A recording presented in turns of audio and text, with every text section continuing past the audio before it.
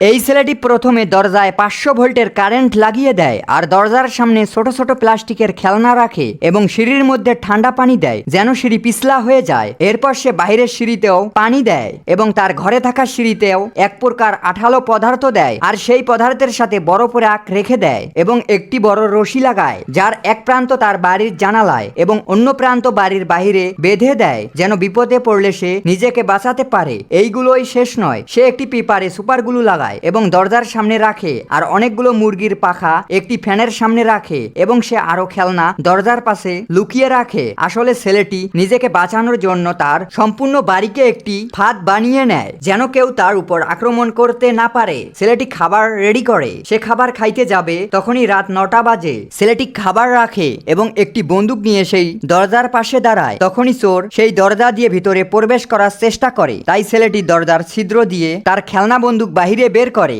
এবং একজন চোরকে গুলি করে, যার কারণে সেই চোর অনেক ব্যথা পায়। অন্য চোর কোনো কিছুই বুঝতে পারে না, তাই চোরটি সেই ছিদ্র দিয়ে মাথা ঢুকিয়ে দেয় আর ছেলেটি তার মাথায় গুলি করে। এরপর চোরগুলো বুঝতে পারে এই বাচ্চা কোনো স্বাভাবিক বাচ্চা নয়, তাই তারা আলাদা হয়ে ভিতরে প্রবেশ করতে চায়। চোরের লিডার সামনের দরজা দিয়ে যেতে চায় কিন্তু সিঁড়িতেই উঠেই সে অনেক জোরে মাটিতে পড়ে যায়। চোরটি রেলিং ধরে ওঠার চেষ্টা করে এবং আবার পড়ে যায় আর অনেকক্ষণ পর তার জ্ঞান ফিরে আসে। এরপর চোরটি দরজা খোলার চেষ্টা করে, তখনই তার হাতে 500 ভোল্টের কারেন্ট লাগে এবং জ্বলে যায়। ছেলেটি তার ক্যামেরায় সব দেখতেছিল, যা দেখে সে অনেক খুশি হয়। চোরের লিডার পেছনের দরজা খোলে আর তার মাথায় আগুন ধরে যায়। এরপর সে বাইরে থাকা বরফে আগুন নিভায়। চোরের লিডার আবার দরজার সামনে যায়, তখনই ছেলেটি ফ্যান ছেড়ে দেয় যার কারণে দরজা খুলে আর সুপারগুলো চোরের মুখে লাগে এবং মুরগির পাখা তার সম্পূর্ণ শরীরে আটকে যায়। অন্যদিকে একটি চোর অনেক কষ্ট করে সেই দরজা খোলে আর ভিতরে প্রবেশ করে। সেখানেই অনেক অন্ধকার হবার কারণে চোরটি সেখানে থাকা একটি লাইট ধরে টান দেয়, যার কারণে উপর থেকে ভারী জিনিস তার মুখের উপর পড়ে আর সে অনেক ব্যথা পায়।